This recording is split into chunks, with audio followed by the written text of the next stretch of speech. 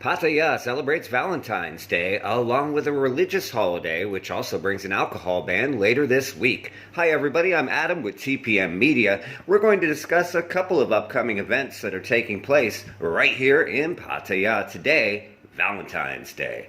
Now, the footage that you're watching shows local vendors that are selling flowers and other gifts normally popular for Valentine's Day. According to the vendors, however, things are still very quiet.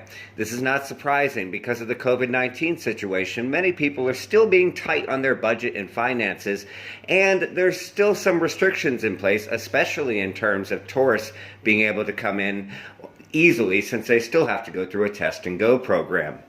Now, later on this week, on Wednesday, will be a religious holiday, Makabuka Day, which is allowed to go on as normal with basic COVID precautions like mask wearing and social distancing at local temples, and a lot of religious ceremonies are set to be held.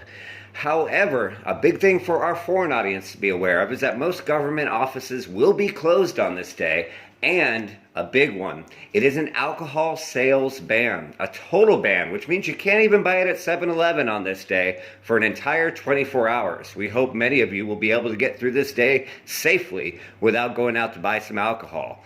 Now, as for upcoming events in March, every single weekend in March will be a music festival. The mayor of Pattaya, Santaya Kumplum, confirmed earlier today.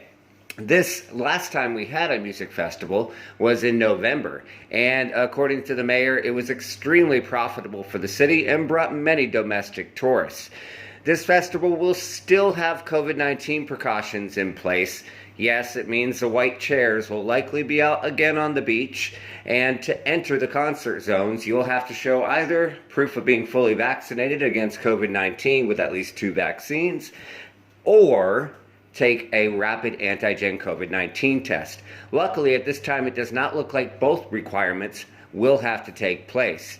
Now, the exact lineup for the festival has not been announced yet, but we expect that in the next couple weeks. Stay tuned and we'll let you know who will be performing. The target audience of these events, though, are not foreign tourists or local expats. Pretty much every artist is expected to be a top Thai artist, as they're focused on domestic tourism, Thais coming from other areas of Thailand for the weekends. Now, last but certainly not least, already talk has begun about Songkran, the Thai New Year, also called the Water Festival, and generally Thailand's biggest holiday, scheduled about 2 months away in April. The city is cautiously planning events for the festival, but of course the COVID situation is still unstable, to say the least, and it's uncertain if any rules or restrictions will be in place for Songkran. For the past 2 years, Songkran has essentially been canceled, or at least the so-called quote-unquote fun portions like water play, concerts, parties, festivals, and similar events, and only travel or limited ceremonial and religious events were allowed.